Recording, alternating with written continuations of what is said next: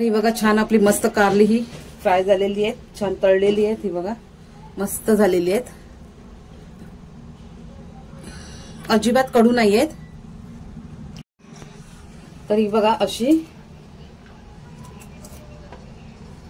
आतली बी उभी कापणार आहे मी आणि बी काढून घ्यायची आहे। आतली बी काढायची आपल्याला।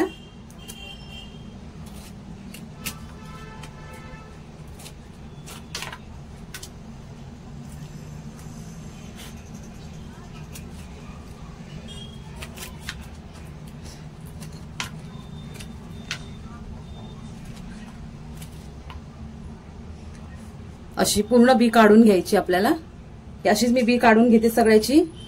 ही कारली आहेत ना अशी उभी चिरून घ्यायची आहेत।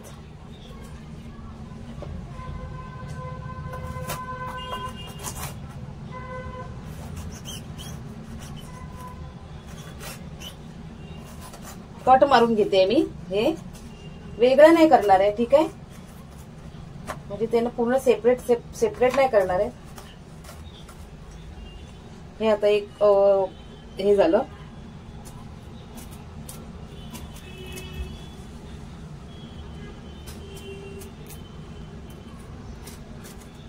असे ना पातळ पातळ असे ना चिरा मारून घ्यायचे। त्या करत असतील खूप जण, पण ही आमची पद्धत आहे ती। हे बघा हे असं अजिबात कडू लागत नाही, तर मस्त छान लागतात ही कारली।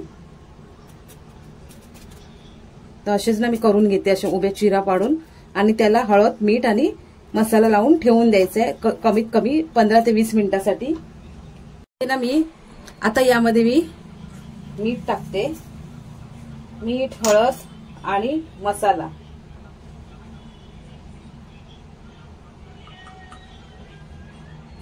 ही पाव किलो एवढी होती कारली। मसाला आणि हळद आहे ना तुम्ही नंतर लावलं तरी पण चालेल, पण मी आता लावते।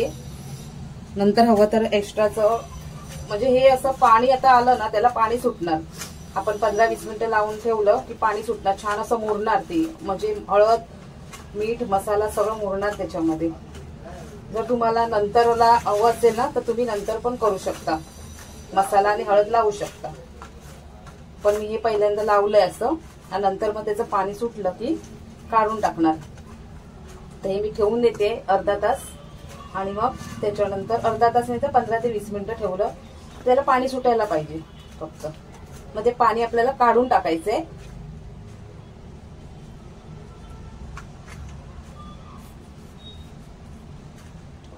कारल्याला ना असं जरा चोळून घ्यायचंय व्यवस्थित, छान लागायला पाहिजे मीठ सगळीकडे।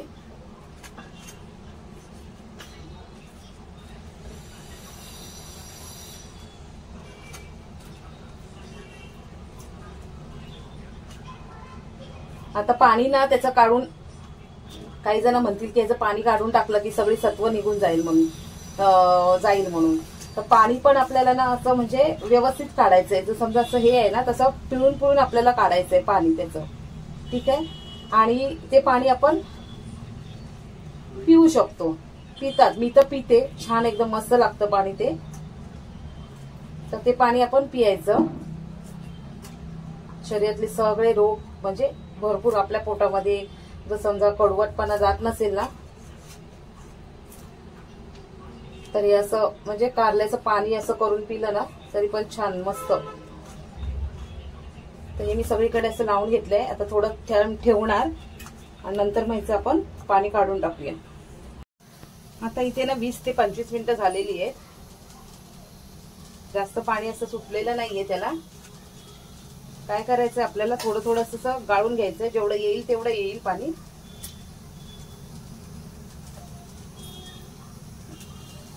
एका साईडला मी तवा तापत ठेवलेला आहे, ते बघा हे असं पूर्ण गाळून घ्यायचंय। पाणी त्याचं ना काढून टाकायचंय जर असेल तर। हे बघा हे मस्तपैकी ना आता ना त्याला मसाला पण लागलेला आहे, मीठ हळद छान अशी लागलेली आहे। आता हे जे पाणी येईल ना त्याच्यात थोडंसं कोमट पाणी घालायचंय आणि हे पाणी प्यायचंय, खूप छान लागणार आहे।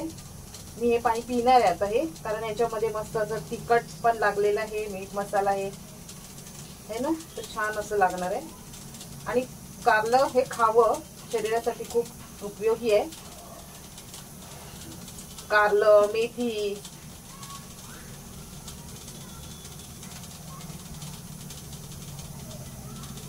हे ना असं कारलं एकदा करून बघा, अजिबात कडवट लागत नाही.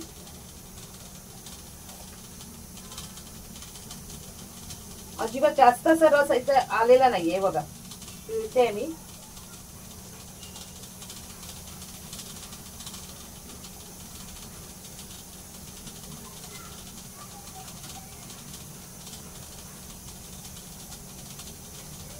साधारण 2 ते 3 चमचे एवढं पाणी निघालेलं आहे. हे बघा, हळद मिठाचं.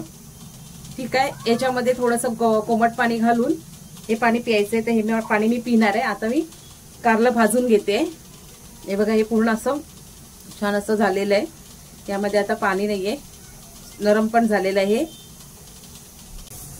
तापवून घेतलेलं आहे, तेल तापवून घेतलेलं आहे, तेल घातलंय त्याच्यामध्ये. आता आपल्याला ही कारली टाकायची आहेत आणि काहीच लावायचं नाहीये. ठीक आहे, तुम्हाला जर हवं असेल ना, काही जण याला ना तांदळाचं पीठ वगैरे पण लावून भाजतात.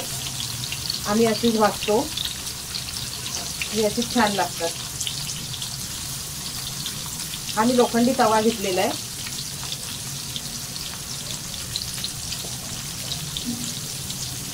एकदम मस्त कुरकुरीत होतात. तांदळाचं पीठ लावायचं असेल तर लावला तरी पण चालेल.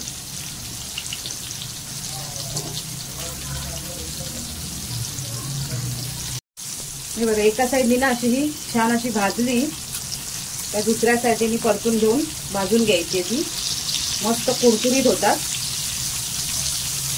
जराही म्हणजे कडवट पण लागत नाहीत.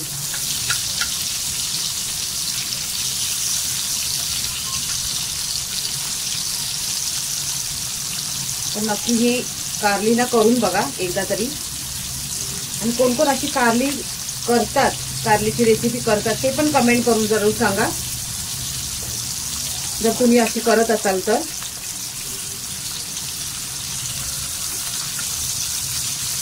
कारण खूप जण करत पण असतील, प्रत्येकाच्या पद्धती वेगवेगळ्या असतात ना. आमच्याकडे ही आम्ही अशी पण करतो आणि तांदळाचं पीठ लावून पण कारली अशी ह्याच्या बेसनमध्ये तांदळाचं पीठ लावून वगैरे भाजतो पण, ती पण छान होतात. पण ती आमच्या घरी एवढी शक्यतो नाही आवडत. पण ही कशी मस्त छान अशी कुरकुरीत होतात ना, तर आवडतात सगळ्यांना, म्हणून मी अशीच करते. ही पण छान अशी ना भाजून घेणार आहे, कुरकुरीत अशी.